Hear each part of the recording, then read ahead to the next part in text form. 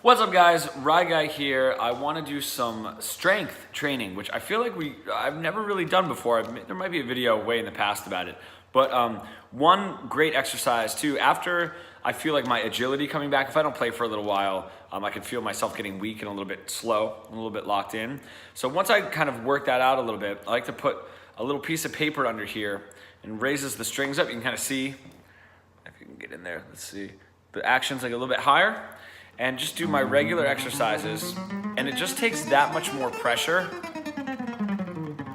right, to get that same speed, whatever exercises that I'm doing. And that starts really to develop these muscles and get that strength back, which is great, because then when you pull this out and you go to normal playing, it just gets that much easier. I learned it, there's this guy, Bill the Buddha Dickens, and he was an upright bass player, and then he would go to his six-string bass. And he was like, man, I would just fly on it because of all the pressure and the strength that we need to play the upright. So he actually, I ended up kind of learning that technique from him. Not that it's like that crazy of an idea, but so that's number one, you guys. Once you start really developing that strength, right, get that in there, and that's gonna raise your action, just make it a little bit harder for you to play and have to apply a little bit more pressure. Same deal though, make sure that everything's nice and clean when you're doing it, no matter what exercise it is.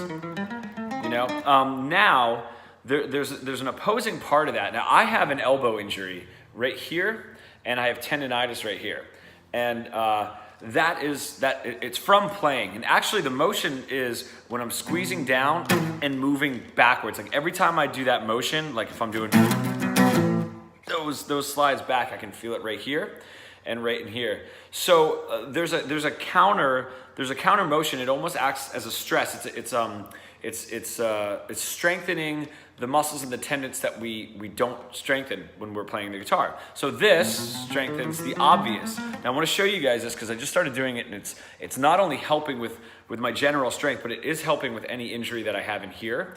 I just put like a rubber band and just do a bunch of these outward, because that is just a motion we never.